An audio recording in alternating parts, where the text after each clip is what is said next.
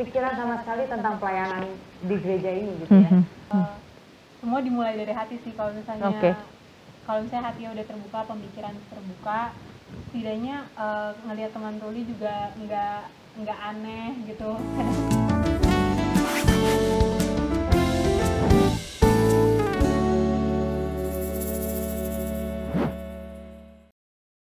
Apa kabar saudara-saudara?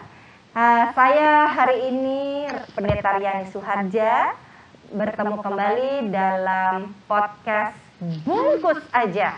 Bungkus aja. Betul, belajar untuk ngikut Kristus. Nah, kali ini saudara-saudara, di Advent keempat ini kita mau ngobrol-ngobrol ya bersama dengan teman-teman. Di sini ada banyak kan nih ya, kalau teman-teman saudara-saudara, opa-oma lihat di sebelah saya ini ada seorang perempuan cantik. Siapa namanya ya? Lilo. Siapa?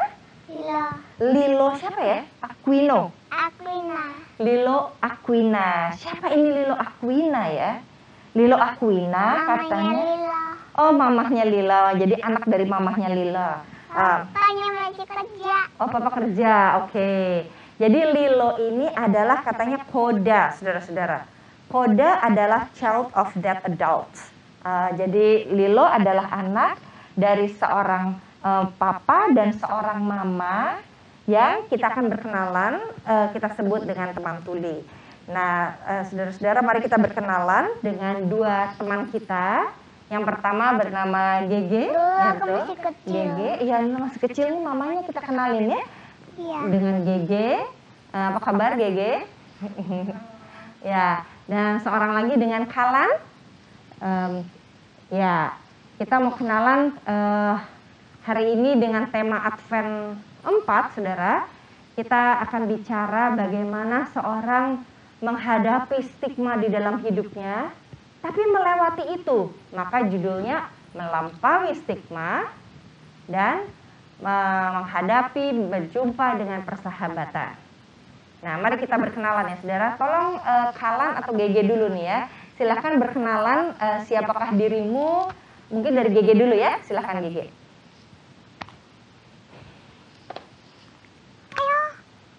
Dulu saya pas masih kecil itu saya tuli dan keluarga kayak nggak bisa bahasa isyarat.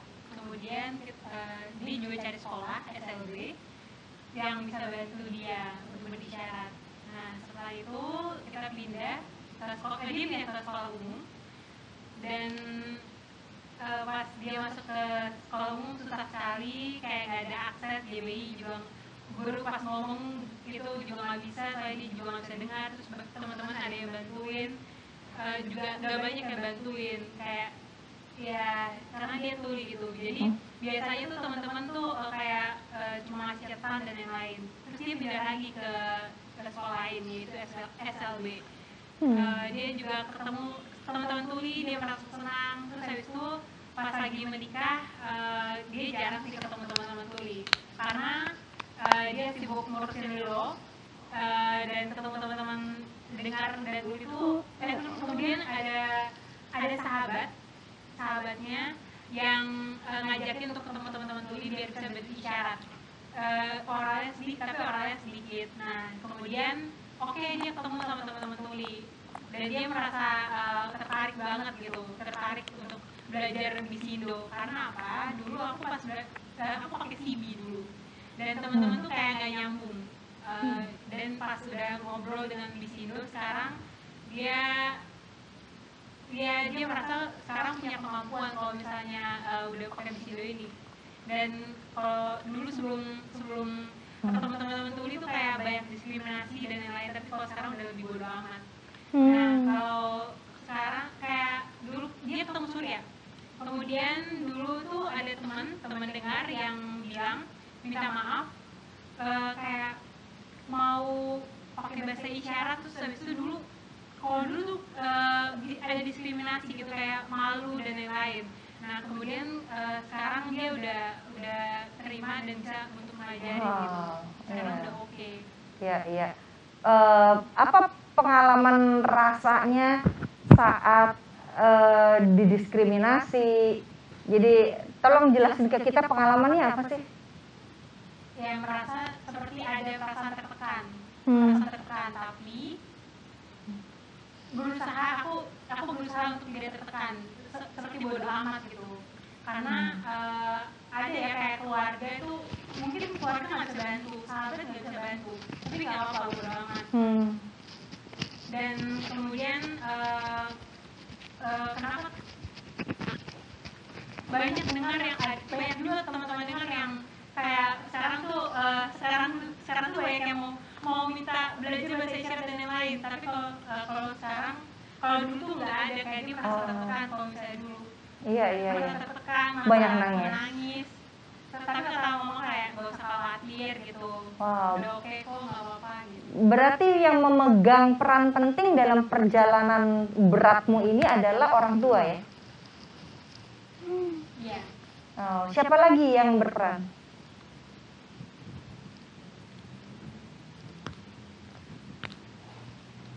Iya, pas dulu tuh kayak banyak teman-teman dengar tuh kayak aku nggak ngerti siapa diriku gitu, kayak itu siapa, dan teman-teman kayak banyak yang ngejauhin, banyak yang ngediskriminasi kayak gitu. Nah kalau aku berusaha untuk kayak belajar oral dan lain-lain, tapi cuma 2 orang tuh yang kayak tapi aku berusaha gitu, kayak berusaha bergabung dengan teman-teman dengar, tapi kayak banyak yang kayak diskriminasi, nyikirin tuli gitu, karena kayak masih sekolah di SMP sih, SMP. Pas itu sekolahnya umum gitu. Nah, dia tuh berusaha untuk supaya teman-teman dengar nggak ngejauhin aku, tapi kayak nggak tahu, aku sampai ngeliat diriku sendiri, karena aku nggak tahu siapa diriku sendiri gitu. Maksudnya aku tuh tuli gitu. Oh, oke. Menarik sekali nih, GG akhirnya bisa menikah, punya anak gitu ya. Boleh cerita sedikit dong prosesnya, suaminya apakah juga teman tuli juga atau gimana cara berkenalannya? Sama papa. Iya. Jadi kata-katanya habis datang maminya bisa ngomong bosnya dengar. Terus Daddy bilang pulangnya di rumah satu-satu. Daddy sama mami. Sekarang satu-satu, bukan tiga-tiga. Apanya? Bukan jalan tiga-tiga di berjalan ke mall. Oh, jalannya juga bertiga. Nanti suaranya kenceng. Oh, oke. Satu-satu dong. Oke, jadi kita dengerin mami dulu. Satu-satu ketemu papi gimana? Silakan. Ketemu suami. Ketemu papi gimana nih ceritanya? Coba kita dengerin. Iya. Sebelum Kemarin aku ketemu Kak, tapi ada anjing yang lucu, namanya Sato. Kayak merasa tertarik. Nah aku sih nggak tahu itu siapa. Kemudian temen bilang itu kayak ada orang yang mau kenalan. Siapa? Kemarin ada yang pas kita ketemu itu ada yang mau kenalan. Habis itu kita kenalan. Tapi aku kayak nggak mau ketemu dulu.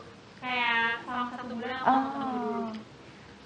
Kemudian ya nggak masalah gitu, seperti kita chat aja WhatsApp 1 bulan, terus kita ketemu. Kayak aku kesulitan komunikasi banyak banget, banyak banget. Nah kemudian pakai HP gitu cara komunikasinya.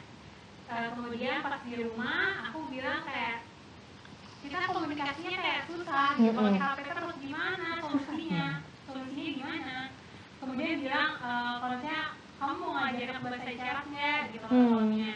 Aku nggak mau, kayak aduh jauh, kayak nggak mau. Nah terus habis itu pas ketemu lagi aku ajarin. Terus kemudian kayak merasa cepet gitu, kayak sebulan kayak udah bisa komunikasi pakai bahasa isyarat, ngobrolnya pakai isyarat. Kemudian 8 bulan pas 8 bulan kita nikah. 8 bulan mereka menikah. Setelah 1 tahun hamil Lilo. Jadi sudah berapa tahun menikah? 7. Oh, udah 7 tahun, weh. Oke. Ya, terima kasih. Jadi pengalaman bersama dengan papahnya Lilo itu juga ada sebuah pengalaman membebaskan dari perbedaan ya.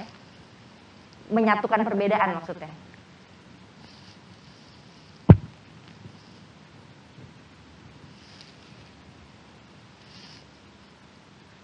Kalau aku sama suami, terus kayak nggak ada kendala sih, nggak ada kendala dalam contohnya misalnya kayak komunikasi sama Lilo pakai bahasa isyarat.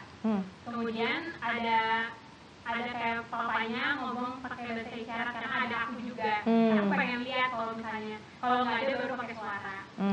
Oke. Gitu. Ya.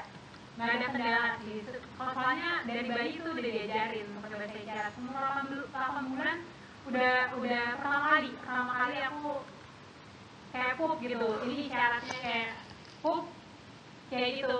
Nah, nggak apa-apa kayak terus diajarin kayak makan. Ini diajarin isyaratnya seperti itu. Kemudian pas digendong, mau digendong, mau diangkat, nah itu beda-beda dia diajarin isyaratnya. Setelah 1 tahun itu pertama kali ngomong kayak pertama kali pakai isyarat pertama gajah oke, gajah pertama kali ngomong isyarat tuh gajah gitu. Wow, aku seneng banget, bahagia banget. Udah bisa pertama kali tuh ngomong gajah gitu, isyarat gajah. Mau makan pas mau makan kayak gini, susu, nanan, gitu semuanya dia udah bisa. Wah, hebat kamu hebat sekali. Dia udah pakai bahasa isyarat sampai sekarang, kita pakai bahasa isyarat. Oke, aku mau tanya sama Lila dulu dong, tanya sama Lila. Senangnya. Lila, gimana Lila cara ngobrol sama Mami nih? Sama Mama? Nggak tahu. Nggak, gimana cara ngobrolnya? Kalau misalnya Mami, aku pengen... Isyarat.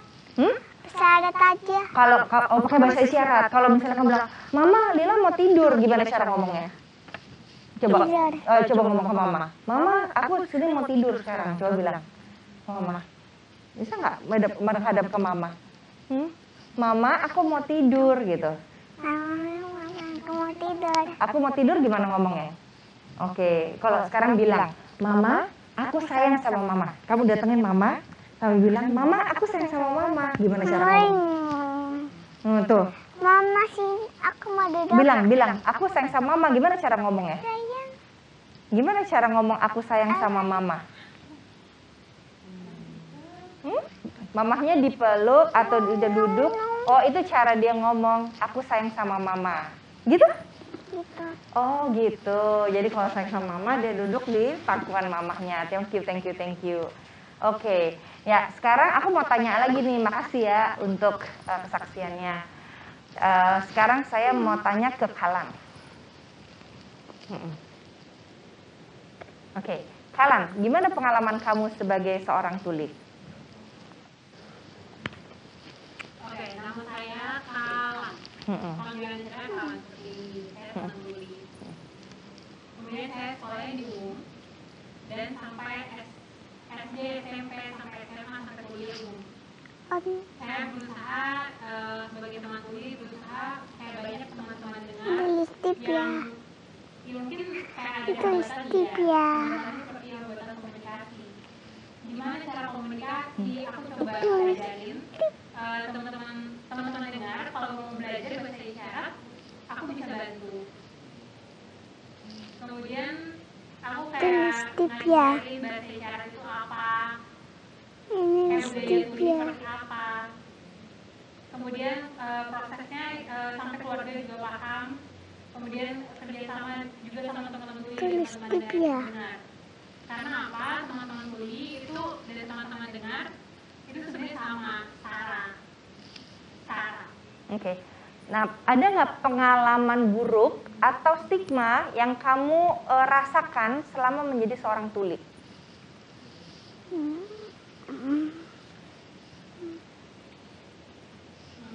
Apa kesulitan dalam pergaulan?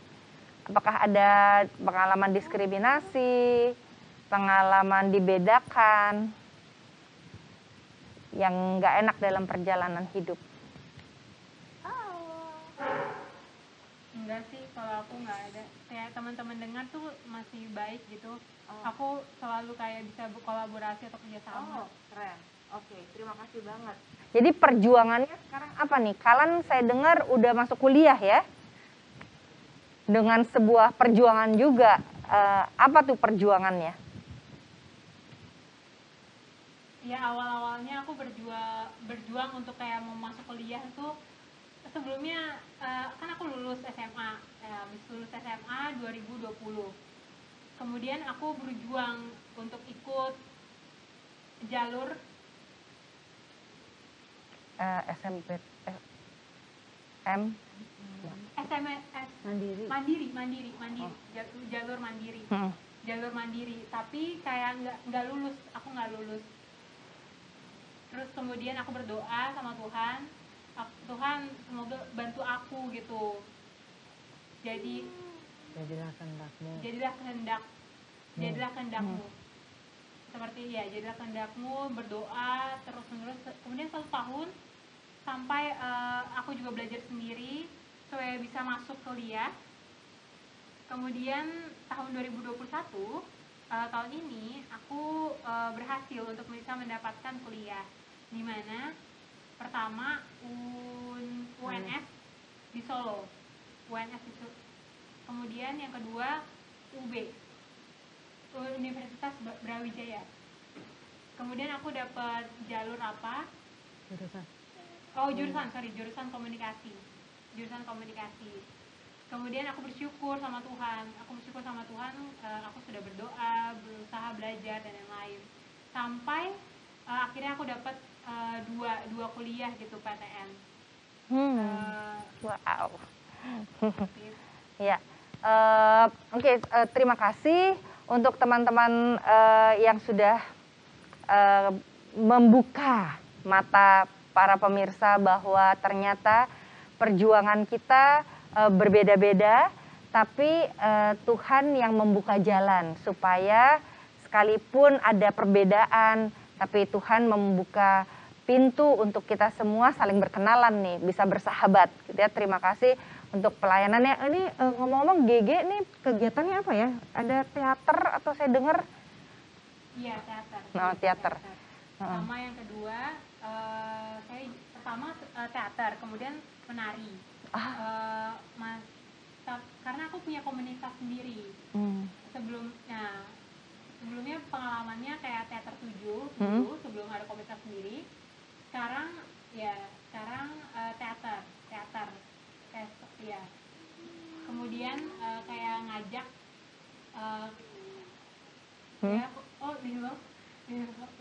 ya oke. Sampai sekarang punya komunitas sendiri. Namanya apa? Pop Joy Sign. Karena apa? Ada dari orang luar juga. Dari orang London. Orang London tuh kasih teman-teman satu komunitas itu kayak harus punya komunitas di Indonesia. Nanti kita kolaborasi. Gitu. Nah, kolaborasi teman-teman disabilitas. Kemudian supaya terbuka, supaya kalau misalnya kita punya kemampuan gitu. Kemampuan beda-beda kayak di Indonesia, di Cina dan lain-lain, kita satu komunitas gitu. Nanti bisa ditunjukkan gitu. Nah, apa yang dapat dilakukan oleh teman-teman yang bisa dengar untuk menjangkau bersahabat dengan teman tuli? Adakah jembatannya? Iya, bisa. Apa yang bisa kita lakukan? Bisa, kalau teman-teman dengar tertarik mau bergabung dengan teman-teman tuli, kalau mau bisa langsung ajak aja, nggak apa-apa. Kalau punya kemampuan juga kita bisa mau kolaborasi juga bisa. Apa hal yang paling sederhana yang bisa kami lakukan?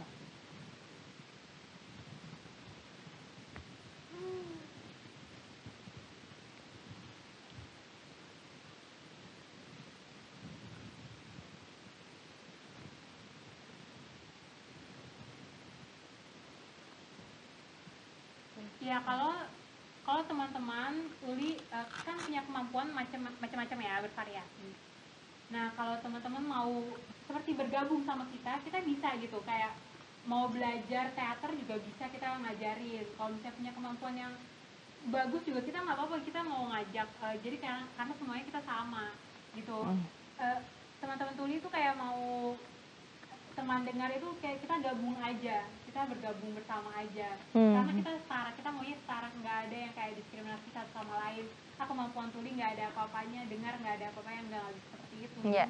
Sama-sama setara gitu. Oke, jadi ada komunitasnya, kita bisa bergabung bersama, bisa bekerja bersama juga untuk bisa mewujudkan sebuah karya bersama gitu ya.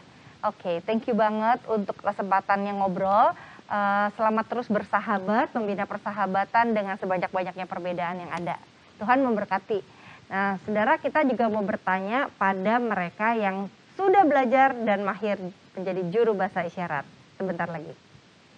Ya, saudara, kita juga hari ini berkenalan dengan JBI atau juru bahasa isyarat yang biasa melayani bersama di GKI Pondok Indah. Ada Kania dan ada Helga. Oke, ini pertanyaan saya. Kania dan Helga, entah siapa dulu yang mau menjawab. Kenapa bisa ikut ambil bagian dalam pelayanan yang unik ini gitu?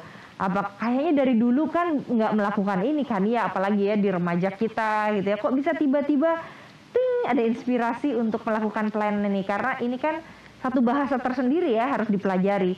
Kayak belajar bahasa Inggris, bahasa Jerman, ini bahasa isyarat gitu ya. Silakan, apa yang membuat kamu tergerak? Oke, kalau thank you dua pertanyaannya. Ya, saya sudah cukup lama berkecimpung di dunia tuli, sekitar dari 2016 pertengahan. Nah, ketika itu memang belum kepikiran sama sekali tentang pelayanan di gereja ini gitu ya. Dulu tuh cuma pikir, oh ya aku pengen belajar bahasa isyarat, ketemu teman tuli, udah sampai titik itu. Tapi itu ada satu kejadian, ada satu momen di mana kita lagi ibadah malam tahun baru, which is rame pada saat itu. Nah, temen tuliku namanya Andrew, yang which is sekarang jadi mentor aku, dia ada di balkon duduk sama orang tuanya. Terus itu lagi pas salam damai kalau nggak salah tuh aku, ya kan salam damai kan salaman gitu, ngadep ke belakang. Aku gitu, nggak salah orang nih, bentar, ngapain dia di sini gitu, kayak pertanyaan yang keluar adalah dia ngapain gitu. Terus setelah itu aku pikir, oh wait, terus aku lihat dia megang liturgi kan, udah liturgi doang. Terus gimana ngertinya? Nah, setelah ibadah aku panggil dia turun, aku tanya, Drew, kamu tadi paham semuanya? Enggak, aku cuma baca liturgi aja. Nah, terus khotbahnya, ya aku main handphone aja. Oke. Setelah itu aku mulai mikir kayaknya kita harus buka akses nih, gimana ya caranya. Nah, di situ aku ketemu WhatsApp, pertamanya WhatsApp sama teman aku juga namanya Kakak, yang dia udah jadi juru bahasa isyarat selama kurang lebih 8 tahun ya. Dan dia anggota Kebayoran Baru, GKI Kebayoran Baru. Nah, aku minta tolong nih, gimana ya kita perlu membuka akses untuk teman-teman nih, karena mereka ada yang belum ke gereja dan ada yang ke gereja tapi nggak ada akses sama sekali gitu kan. Setelah itu kita survei Kak. Selama 6 bulan kita survei GKI Pondok Indah, GKI Kebayoran Baru, GKI Pondok Indah, GKI Kebayoran Baru, sampai mana duluan yang mulai secara birokrasi. Udah akhirnya ternyata Kebayoran Baru mulai duluan. Oke. Nah, GKI Pondok Indah mulai di tahun, kalau aku tidak salah 2018. Mana Kanogi? Ya.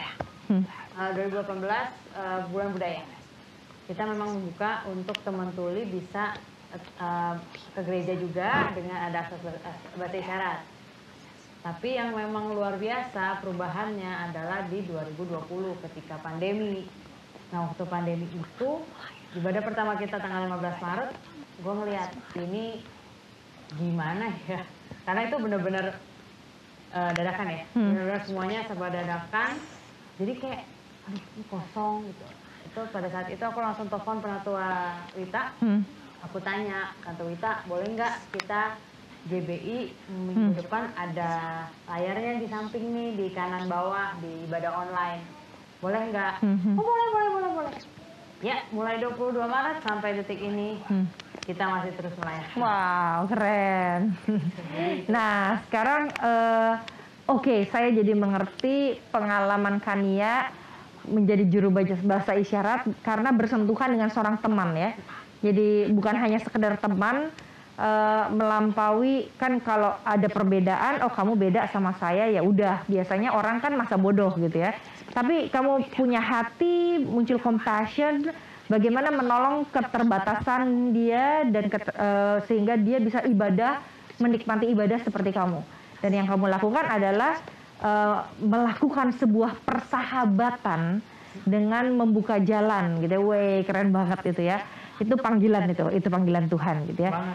Panggilan Tuhan untuk melampaui stigma orang berbeda masa bodoh gitu ya. Oke, thank you banget. Nah, saran nanti ya kita akan tanya tentang sarannya buat pemirsa apa nih. Sekarang gantian saya mau nanya sama Helga gitu ya. Helga ini tiba-tiba hadir di GKI Pondok Indah, terus kita belum kenal, terus dibawa Kania untuk ikut pelayanan dan sampai hari ini kayaknya nggak pernah tuh ngeliat tanpa Helga gitu ya di hari Minggu gitu. Silakan Helga. Helga ini sebetulnya siapa? Terus pekerjaannya apa gitu ya? Sampai akhirnya apakah memang orang tuh kadang-kadang mungkin juga ini orang juga apakah bekerja di bagian tuli gitu ya? Nggak pernah dengar suaranya Helga juga. Nah, kalau saudara pengen tahu suaranya Helga sekarang silakan dengarkan. Gimana Helga? Iya. Aku sebenarnya pekerjaannya produser sutradara di bagian situ. Kemudian ketemu teman tuli itu pertama tahun 2017. Pertama itu karena aku kerja di Cameo Project. Kerja di situ terus bikin konten sama teman tuli. Itu pertama kali belajar bahasa isyarat. Terus kayak aku pernah bikin kesaksian juga sih kenapa pengen jadi juru bahasa isyarat di gereja. Sebenarnya panggilan cuma kecil doang dalam hati yang bilang yuk jadi juru bahasa isyarat gereja karena ada kejadian aku ketemu teman tuliku yang narasumberku ini yang di Cameo Project. Dia lagi kayak galau, ada masalah gitu-gitu. Terus aku bilang yuk ke gereja. Aku pikir mungkin ke gereja bisa membuat dia lebih damai gitu. Terus dia bilang satu hal yang bilang gini, ngapain ke gereja? Emang di gereja ada akses? Intinya kayak gitu. Pas dia ngomong kayak gitu, aku baru oh iya ya gitu. Terus dalam hati, yaudah yuk jadi juru bahasa isyarat di gereja. Malah dibawa Tuhan jauh banget. Kayak aku ikut teater 7, teater tuli yang ada GG-nya juga. Ada teman-teman tuli yang lain. Di situ aku ketemu banyak teman tuli. Kemudian jadi produser mereka 2 tahun, 2 kali pertunjukan. Terus akhirnya yang 2020 aku cuma iseng doang sebenarnya ke Kania bilang kan pengen deh pas yang jadi produser teater 7 karena bareng Kania kan. Mau deh jadi juru bahasa isyarat di gereja gitu. Cuma iseng doang gitu kayak terucap terus habis itu dan terjadilah sampai hari ini berapa tahun udah? Udah dari 2020. Dari 2020 sampai hari ini ya hitungannya 52 minggu lebih dong ya 52 minggu 60 minggu lebih. Tiada hari tanpa Kania atau Helga di GKI Pondok Indah ini gitu ya. Aku juga suka lihat ini JBI nggak capek tiap minggu pelayanan terus gitu. Pendeta aja 6 kali baru kebaktian baru berkhotbah lagi gitu ya. Berharga banget dan sekarang muncul JBI ada berapa nih ya di GKI Pondok Indah? 8 ya. Itu karena kursus bahasa isyarat secara khusus ya? Iya, masuk kelas khusus. Pusbisindo ya, dan itu adalah orang-orang GKI Pondok Indah juga gitu ya, yang punya hati akhirnya tergerak sehingga Kania dan Helga nggak ngos-ngosan gitu ya untuk selalu jadi JBI di setiap minggunya. Oke, terakhir pertanyaannya untuk teman-teman berdua, kira-kira apa sih yang bisa dilakukan untuk oleh masyarakat atau untuk kita nih sebagai orang Kristen, apalagi di masa Natal ini ya, untuk bisa bersahabat dengan perbedaan? Khususnya teman-teman yang teman tuli atau disable lainnya, silahkan. Kalau dari aku sebenarnya punya hati yang terbuka aja sih. Hati yang terbuka. Ke situ. Gimana? Oh sini. Ya, punya hati yang terbuka gitu. Semua dimulai dari hati sih. Kalau misalnya hatinya udah terbuka, pemikiran terbuka, setidaknya ngelihat teman tuli juga nggak aneh gitu. Kadang tuh ada yang misalnya aku jalan sama teman tuli, mungkin ada orang-orang yang mungkin melihatnya aneh atau apa pakai bahasa isyarat. Setidaknya udah itu aja sih. Terus kalau mau komunikasi sama teman tuli, mungkin mereka bisa jelasin juga, bisa pakai chat, bisa pakai HP. Iya, aku juga melakukan lewat chat. Atau bisa ya pakai HP atau tulis tangan. Nanti mereka mungkin bisa ngomong. Oke. Thank you banget. Sekarang Kania, apa sarannya untuk teman-teman yang belum pernah bersentuhan dengan teman tuli? Sama ya. Silakan melihat. Kurang lebih pastinya hati yang terbuka, jiwa raga yang mau belajar pastinya karena pastinya ya kita nggak bisa memungkiri ya kalau kita ketemu teman tuli pertama kali pasti kita kagok. Tapi kalau kita mau dan memang ingin, pasti ada jalannya dan it's not that hard. Oh, mantap. Jadi saudara-saudara, seperti Helga dan Kania, dimulai dari cuma sedikit niat, tapi Tuhan memakai 1 tahun lebih untuk menjalani up and downs-nya, melayani, bersahabat dengan teman tuli. Pertanyaan terakhir untuk Kalan dan Gege, ini persahabatan itu pastinya indah ya dengan orang yang berbeda dan sama sekali nggak saling kenal. Kalan, kalau ada yang mau diterima kasihin, terima kasih kepada siapa nih Kalan? Silahkan.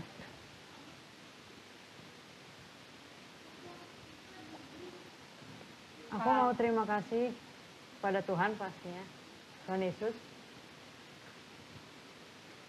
Terima kasih untuk apa? Untuk membantu aku sebagai teman tuli bisa ibadah dan GKI Pondok Indah juga. Dan semua teman-teman bisa bisa kolaborasi dengan teman tuli, bekerja sama dengan teman tuli. Oke, untuk Gege, adakah yang mau diterima kasihin sebagai sebuah pengalaman beriman, bersahabat, melampaui atau menyingkirkan semua stigma yang ada di belakang dan pengalaman buruk dalam hidup?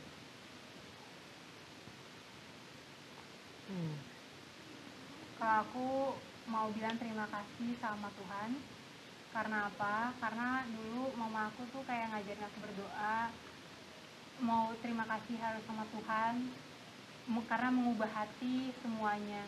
Dan aku bilang terima kasih, dan sekarang tuh udah lebih baik seperti itu. Jadi terima kasih sama mama juga untuk bilang aku harus berdoa sama keluarga juga, sama kerabat juga, dan sama JBI untuk bantu tuli, untuk gereja, di gereja juga, sama pendeta-pendeta yang udah ngasih akses JBI, karena ada teman-teman disabilitas tuli. Jadi terima kasih untuk semuanya, terutama sama Tuhan Yesus Kristus.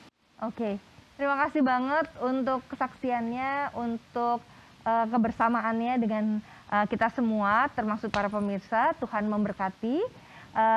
Saudara-saudara, kita mengakhiri podcast ini dengan meyakini bahwa ketika kita menghadapi stigma, itu bukan cara Tuhan untuk kita mundur atau kita ikut terlarut di dalamnya. Tetapi mari kita belajar untuk merangkul dengan bersahabat dan melakukan sesuatu untuk mereka yang berbeda dengan kita.